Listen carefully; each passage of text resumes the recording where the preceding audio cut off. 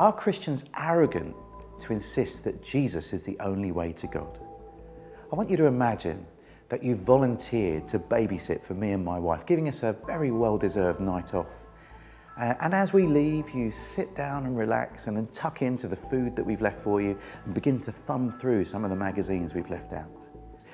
You hear a crash, and convinced it's not your imagination, you creep upstairs and you see there's a light on in the bathroom. And you knock and then open the door. And then there before you, you see that my daughter has built a rampart out of odd bits of furniture and she's making an assault on the medicine cupboard. Before you know it, she's got a whole pile of paracetamol in her hands. And she says to you with a gleam in her eye, "Yummy, yummy sweets." Now, what would you do? If you're considering intervening, let me caution you. What gives you the right to impose your beliefs on my daughter? Who are you to say that you know the truth and she's wrong? I mean, surely she's entitled to, as a free person, to decide for herself. Whatever you believe is true for you, isn't it?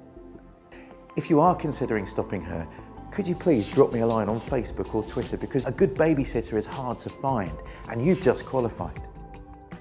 But you've also demonstrated that you believe in something called truth.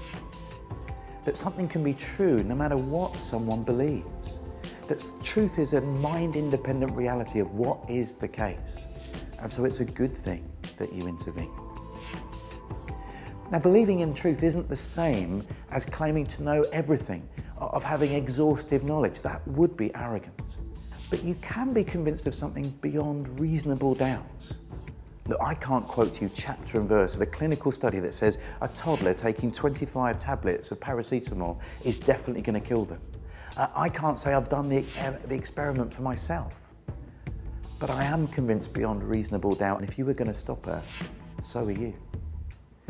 Now, Christians can't claim that they know for 100% that Jesus really is the only way to God, but they are convinced by the evidence trail. He was a real historical figure. And Christians believe that he lived and then he died a death on a Roman cross and then he was resurrected again. And his life and his death and his resurrection, the inner logic of that, makes sense of the claim that Jesus is the only way to God. And Christians are not arrogant to believe that Jesus is the only way to God, just as it's not arrogant to stop a child from downing 25 paracetamol. By believing that Jesus is the only way, Christians are just following humbly the evidence of what Jesus' life, death, and resurrection really mean. Isn't it worth checking the evidence for yourself to see if Jesus really is the way to God?